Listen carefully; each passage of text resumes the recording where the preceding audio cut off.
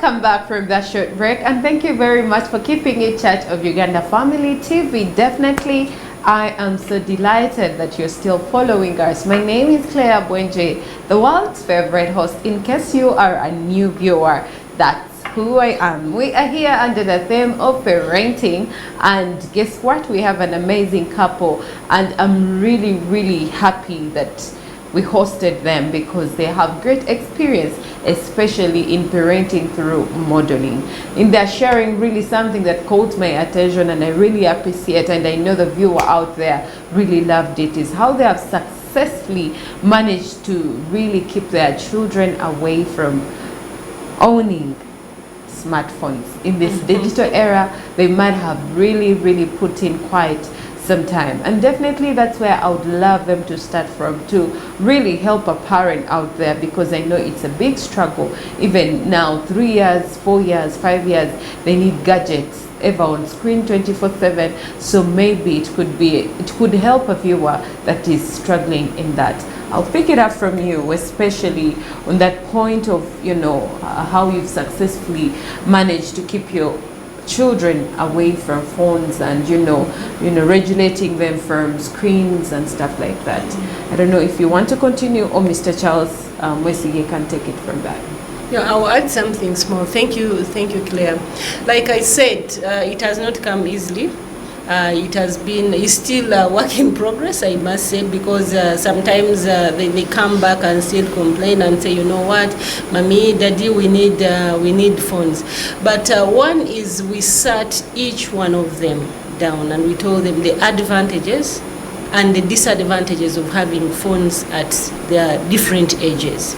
Then also we had to compromise and say, yes, we are not saying no completely to phones, but we are saying that use ours. If you have maybe a group that WhatsApp group that you need to join for the old ones, for the teenagers, you'll have to use our phones. Give our numbers to whoever is establishing those groups, and when you want to read through the messages that you have received or you want to send, you'll be utilizing our phones.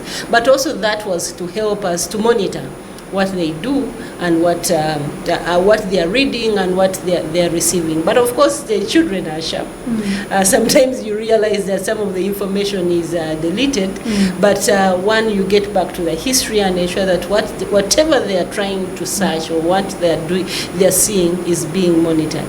The other aspect was on the time, like Charles said, when do we give them the phones, and when are they supposed to bring them back? Yes, they get them in the afternoon or evenings, but before they sleep, they must bring them to a bedroom, everyone. And if you don't receive the phone, then you will receive a repercussion. I mean, if you don't bring back the phone, then you will have to receive a repercussion. There is one time we said, yes, you did not bring back the phone, then for the next week, you're not having a phone. So one will know, yes, if I don't take back the phone, then I will not have it for a longer time. So what is best for me?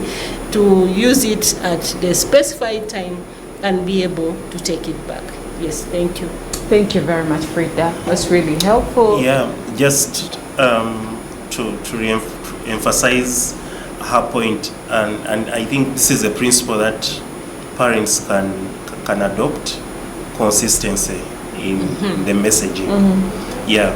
You don't say one thing today, and then next week you feel sorry for the child because they have overpleaded about having a phone. Then you're like, maybe let me give out this phone. It's too much. So it's painful for a parent to see a child trying to put across valid reasons in their opinion as to why they should own a phone, and for you having to say the same thing day in, day out, day in, day out. So as parents, don't tire to emphasize the aspects that you put across as justification for not owning phones. But also, there is a lot of information online. There is a time we sat down, it was a YouTube video that was emphasizing the dangers of exposing children to phones at such an early stage. So there are different speakers that speak to devices that we struggle with as parents.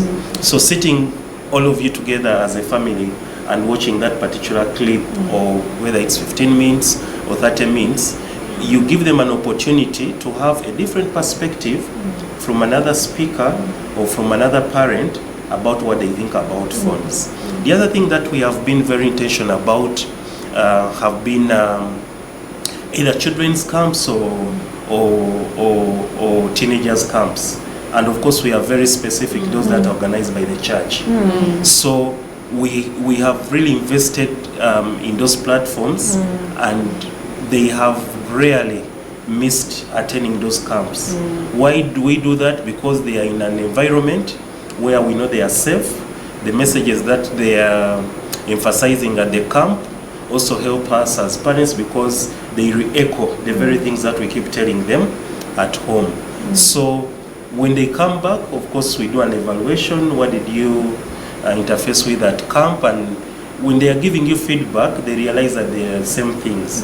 We have seen them drop some demands when they have gotten these messages from other sources, and they no longer talk about them. So if one thought that maybe my parents have been unfair about me accessing ABCD, but another person has told them no, it's not the right thing, then they let go.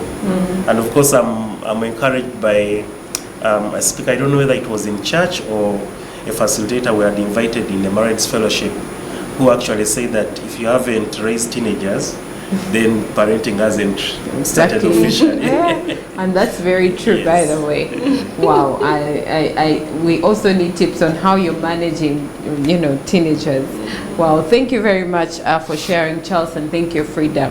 What's one small habit that you changed which made a big difference for your children? Yeah, I'm the biggest culprit. Yes, we were, I'm sure for those that were raised in the 70s, 80s and early 90s before the millennium, will appreciate that the parenting style for our parents was actually authoritative. You either do it or you do it. Or you do it. Yeah. So you have two options, but they are similar. Yeah.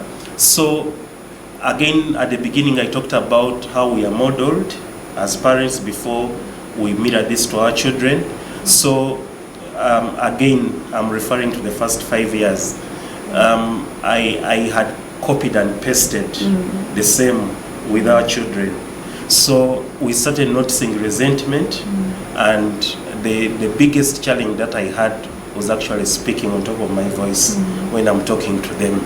So I got to realize that they actually switch off when you're done talking. Oh, yeah.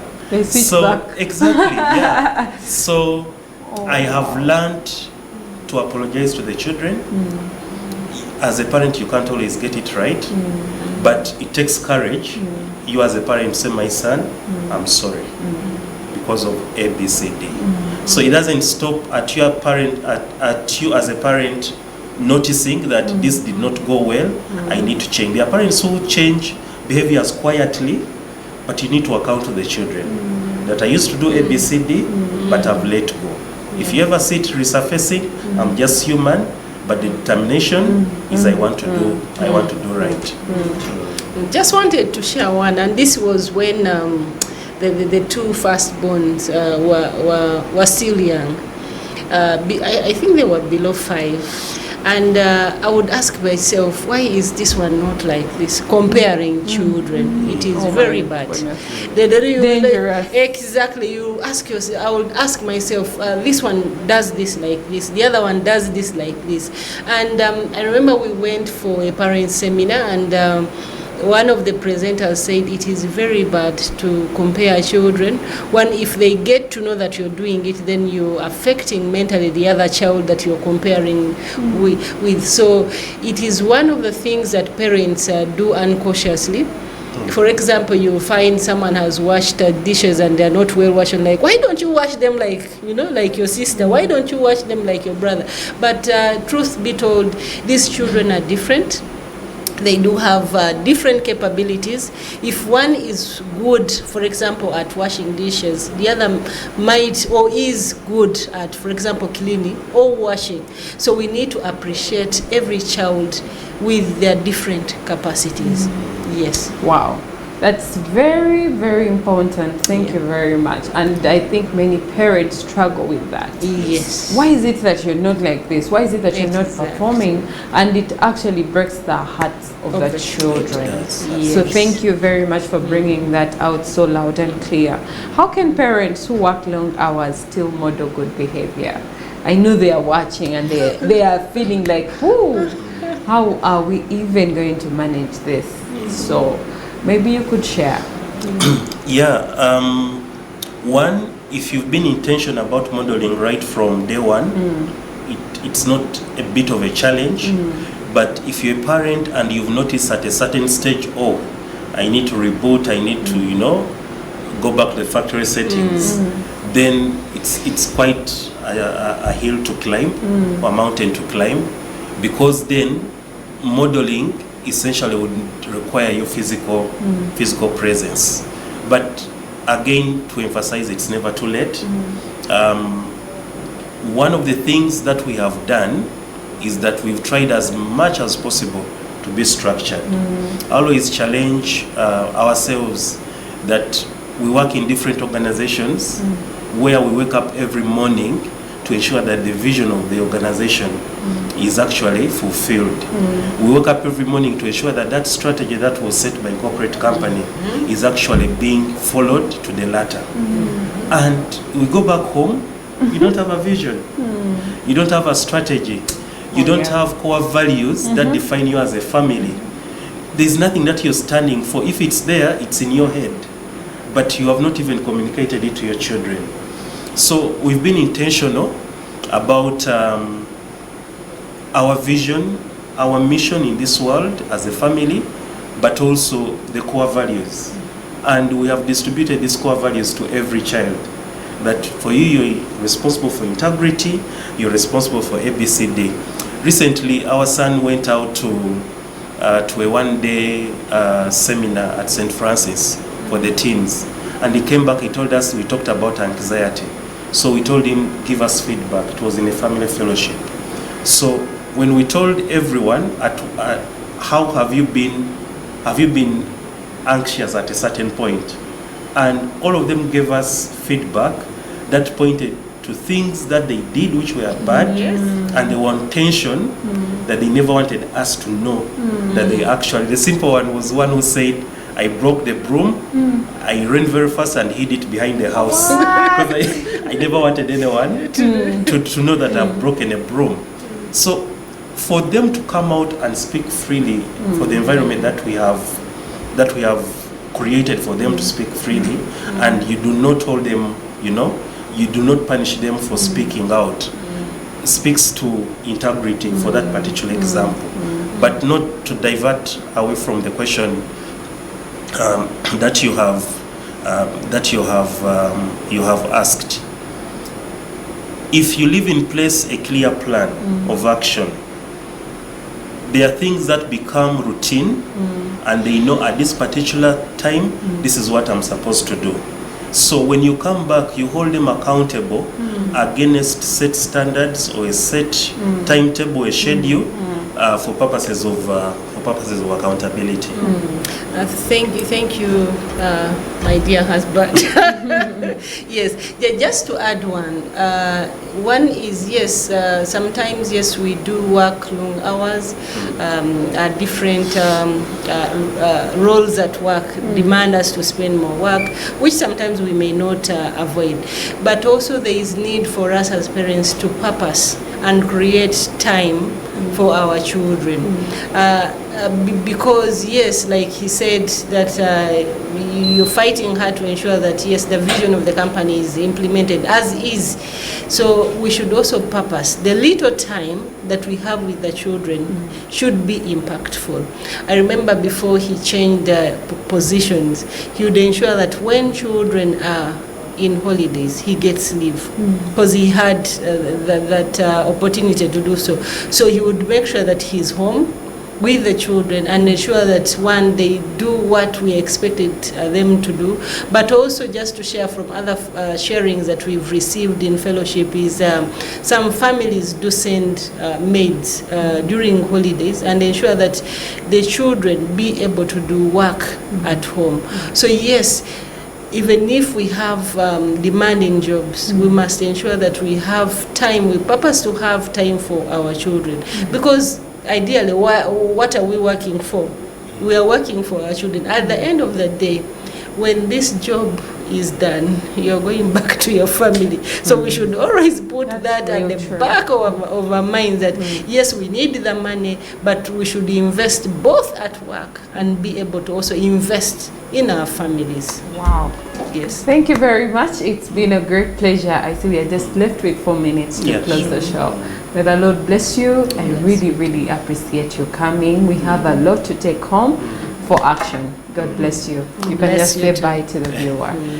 Yeah, it was nice being hosted, and we hope you've picked a lesson or two that you can apply in real life. And our prayer is that we raise responsible children that will also raise responsible children. Thank you. And thank you so much for listening and watching us. Like Charles has said, we believe that you've learned 1 or 2 lessons from our sharing, and we continue to pray that we raise responsible children, that we also raise responsible children.